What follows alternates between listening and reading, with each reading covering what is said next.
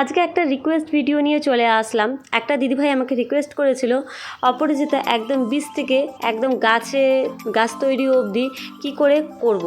আর যেহেতু অপরাজিতার বীজগুলো একদম শুকনো ড্রাই হয়ে যায়, এগুলো কিন্তু লাগাতে গেলে না খুব দেরি হয় গাছ হতে। আমি যে প্রসেসে তোমাদের দেখাবো খুব সহজে খুব তাড়াতাড়ি কিন্তু তোমরা গাছ লাগিয়ে নিতে পারবে। এইভাবে বীজ তোমরা কালেক্ট করে নাও। বীজ কালেক্ট করা কিন্তু এমন কিছু হার্ড ব্যাপার না, বীজ কিন্তু অনায়াসে পাওয়া যায়। অনেকের বাড়িতে দেখবে এইভাবে দেয়ালে বা গেটের কাছে ঝুলছে। একটা বীজ তোমরা নিয়ে আসো, নিয়ে এসে এইভাবে এয়ারটাইট কোটোর মধ্যে তোমরা রেখে দিতে পারো।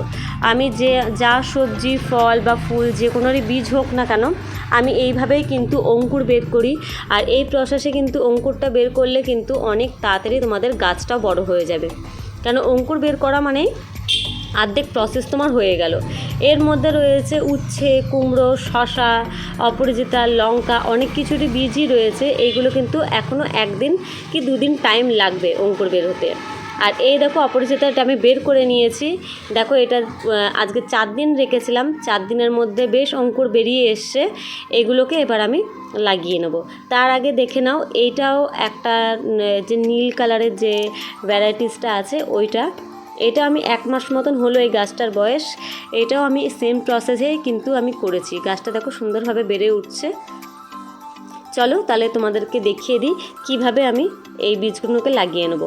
প্রথমেই বলে দিলাম, বীজগুলোকে প্রথমে একটা এয়ারটাইট কোটোর মধ্যে রেখে দেবে। তারপর ওখান থেকে অঙ্কুর বেরিয়ে আসলে পটের মধ্যে যদি তোমরা পুঁততে চাও পটের মধ্যে পুঁতবে, না হলে যদি মাটিতে পুঁততে চাও মাটিতে পুঁতবে। মাটিটাকে একটুখানি ঝুরঝুরে করে নেবে। আর এর জন্য কিন্তু কোনো রকমের স্পেশাল কোনো মাটি বানাতে হবে না, যে কোনো মাটিতেই কিন্তু এটা অনায়াসে হয়ে যায়। চলো তাহলে দেখিয়ে দিচ্ছি কি করে তোমরা বানিয়ে নেবে। এইভাবে মাটিটাকে প্রথমে একটুখানি ঝুরঝুরে করে নেবে। তারপরে অঙ্কুরের দিকটা ওপরে রাখবে, বেশি চাপ দেবে না, তাহলে অঙ্কুরটা ভেঙে যেতে পারে। আর ওপরে হালকা করে মাটি দিয়ে চাপা দিয়ে দেবে।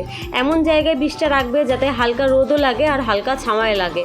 পুরো ছাওয়া লাগলেও কিন্তু বীজটা ভালোভাবে তৈরি হবে না, আর পুরো কড়া রোদ লাগলেও কিন্তু বীজটা শুকিয়ে গিয়ে মরে যেতে পারে, এমন কিছু ভালো হবে না। এই জিনিসটা একটুখানি মাইন্ডে রেখো, তাহলেই কিন্তু গাছ খুব ভালোভাবে তোমাদের গ্রো করবে।